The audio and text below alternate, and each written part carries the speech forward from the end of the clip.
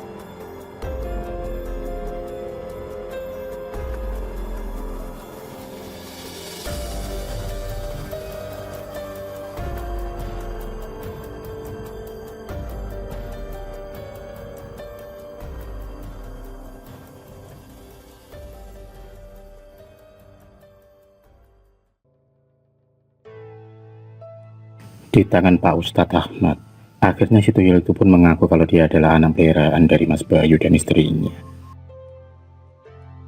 Warga sendiri sangat marah akan hal ini. Namun Pak Ustadz berpesan kepada para warga agar tidak main hakim sendiri, karena hal-hal yang berbau klinik dan gaib seperti ini sulit untuk dibuktikan secara logika.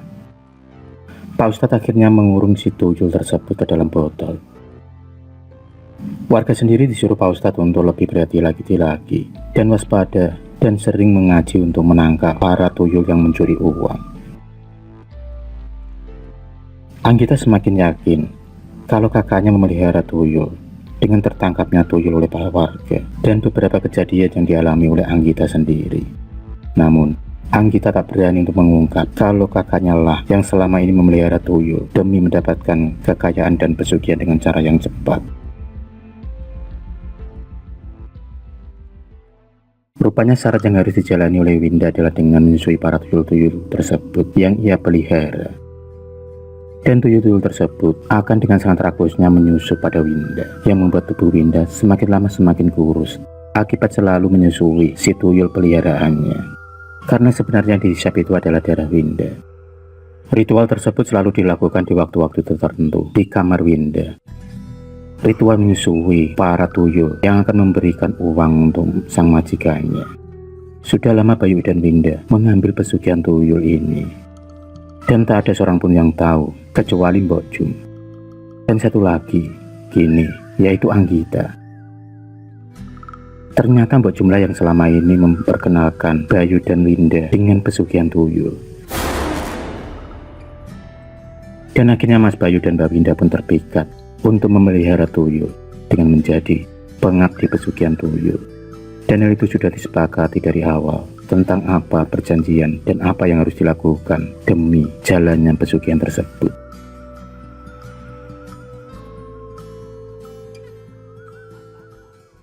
Maka tak heran kalau selama ini Mas Bayu termasuk salah satu orang terkaya di desanya dari beberapa deretan orang-orang kaya di desanya.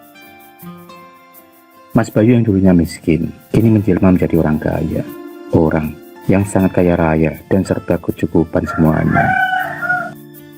Awal mula semua itu terjadi di saat Mas Bayu sudah menikah dengan Mbak Winda sekitar 3 tahun.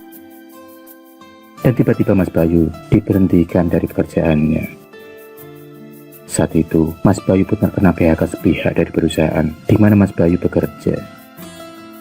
Dan dari perusahaan itulah sebenarnya Mas Bayu dan Mbak Winda bertemu dan menjalin kasih hingga akhirnya menikah.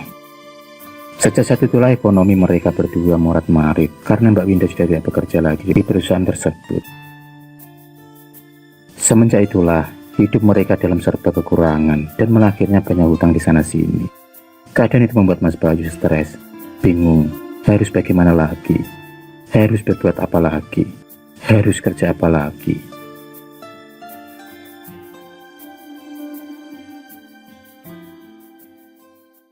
Dan pada suatu hari Mas Bayu pun bertemu dengan Mbok Jum. Entah kebetulan atau bagaimana, Mbok Jum yang mengetahui kalau Mas Bayu lagi kepepet dan bingung. Kemudian ia pun menawarkan Mas Bayu untuk mengambil pesugihan tuyul. Mbok Jum bilang dia bisa menjembatani untuk mengambil pesugihan tuyul. Karena sudah kepepet dan bingung itulah, maka Mas Bayu segera menyambut tawaran dari Mbok Jum. Mas Bayu tak berpikir lama lagi untuk mengiyakan mengambil pesugihan. Dalam pikirannya hanya ingin cepat kaya dan hidup enak, bisa membayar hutangnya yang sudah menembus seperti gunung. Mas Bayu sendiri menyanggupi apapun persyaratan, yang penting bisa cepat menjadi kaya. Karena didesak dan dirayu oleh Mas Bayu, akhirnya Winda luluh juga, dan dia bersedia menjalani ritual pesugihan tuyul itu.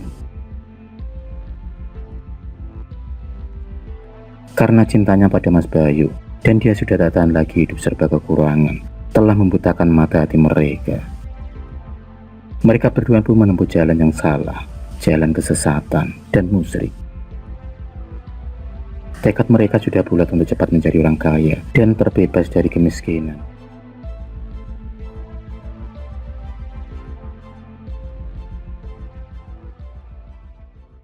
Setelah menjadi pengabdi pesugihan tuyul itulah, kehidupan Bayu dan Winda mulai membaik. Uang mereka kini mulai melimpah, dan hutang mulai lunas semua. Mereka mulai mempunyai rumah yang besar dan mewah. Uang tabungan pun semakin banyak dan juga mobil berjejer. Mereka mau membeli apapun pasti bisa. Berbanding terbalik dengan kehidupan mereka yang dahulu. Namun kini karma menghampiri mereka berdua. Winda yang selalu menyusui para tuyul tersebut, kini semakin lama kesehatannya semakin menurun drastis. Sebenarnya dia sudah tidak sanggup lagi menjalani ritual tersebut. Karena setiap kali dia menyusui, dia pun merasakan kesakitan yang luar biasa. Sakit yang ia rasakan sendiri. Karena sebenarnya, darahlah yang dihisap oleh para tuyul tersebut.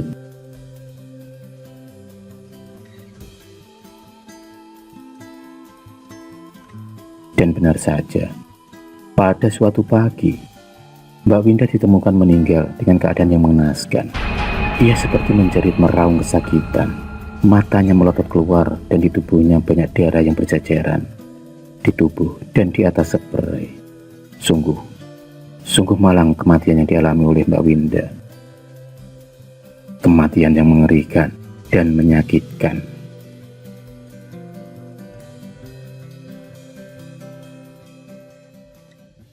7 hari setelah kematian Mbak Winda, kabar duka lagi-lagi terdengar dengan kabar meninggalnya Mas Bayu karena mengalami kecelakaan tragis. Mobil Bayu menabrak sebuah pohon besar hingga ringsek tak berbentuk dan rusak parah. Hingga mobilnya pun terbakar. Dan Bayu sendiri menderita luka bakar yang sangat serius hingga mengembuskan nafas yang terakhirnya. Sejak kematian Winda dan Bayu itulah, rumah Bayu kini kosong dan sangat menyeramkan.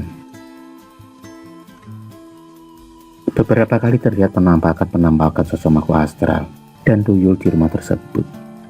Sementara Anggita memutuskan untuk kembali pulang ke kampung halamannya karena perasaan yang tak enak dan tak nyaman tinggal di rumah tersebut. Sementara itu, Mbok Jum tiba-tiba menghilang seperti ditelan bumi. Seperti hilang tak berbekas.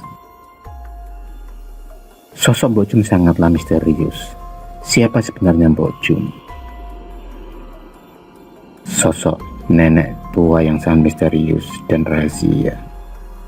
Karena kabar yang beredar, Mbok Jum adalah penganut ilmu sesat, pemuja setan dan iblis.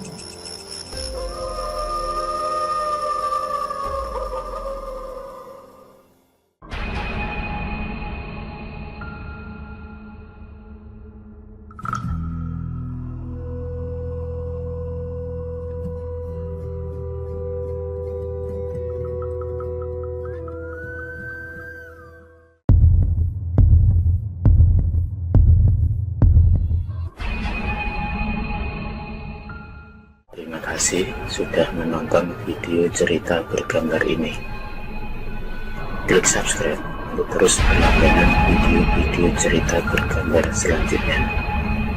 Semangat berkarya.